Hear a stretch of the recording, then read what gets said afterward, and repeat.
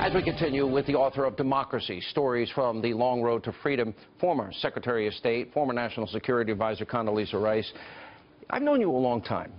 I watched this election, and I watched post-election. You have been very friendly with the president, and you've met with him, and you've reached out to him, and you've had nice things to say about him where other Republicans have not. He is the President of the United States, and every American should respect the decision of our democracy. The presidency is bigger than any one person, and I will do whatever I can to help the occupant of that office. Am I wrong in saying you like him on a personal level? I did like him. We had a chance to spend some time together about 5 weeks ago or so. I found him engaged. He was asking very important questions, kind of getting ready, as a matter of fact, for his meeting with the Chinese. And he also, and I respect this, he saw something in the American public, in the American population that others didn't see. A friend of mine called it the "Do you hear me now" election. That's really well said. People who really didn't feel that they had been represented by our institutions. We have to respect that. I called it the forgotten man, forgotten woman election. Yeah. 95 million Americans out of the labor force, 50 million in poverty, 50 million in food stamps. That, to me, in this country is unforgivable. It is unforgivable. And people with no prospects, an education system that's failing our poorest kids, job skills that are not matching up with the jobs that are available. He saw that, and I respect that.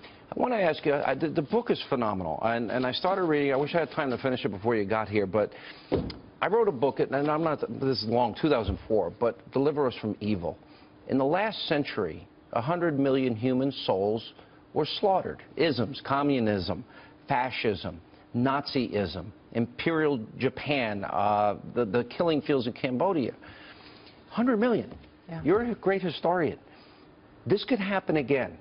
When you look at the stories from the Long Road to Freedom and you look at it through the prism of, say, the mullahs in Iran wanting nuclear weapons, with a pledge to annihilate Israel and hatred towards America, it could happen again. We have always been surprised at how evil can express itself in regimes that do unspeakable things to their people. When we found the killing fields, everybody was surprised. When we found Saddam Hussein's mass graves, everybody was surprised. When we knew what the Gulag actually did in Stalin's Russia, we were surprised. And so our goal has to be to always say, never again, but before it happens. And to my mind, that means that we have an obligation to speak for people who can't speak for themselves. Last question. Do you agree with me that whatever it takes, and I believe this strongly with all my heart, the world cannot allow radical Islamists, mullahs in Iran, to get weapons of mass destruction? And if we don't stop that, you know, my mother used to say, well, rue the day. We will rue that day. We will rue the day, and we have to stop Islamic extremism. We have to stop its ideology as well as its reach. It's evil in our time, and we have to call it by name. Why couldn't Obama do that? Why couldn't President Obama do that? Well, it's a long struggle for all of us, but I think the first and foremost is to reestablish that the United States is back in the game.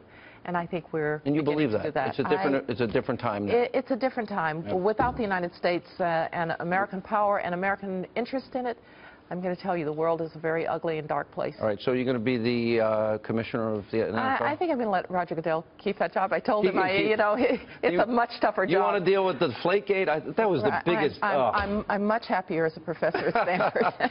Madam Secretary, always an honor. Thank you so much. Thank you for stopping by. You're always welcome.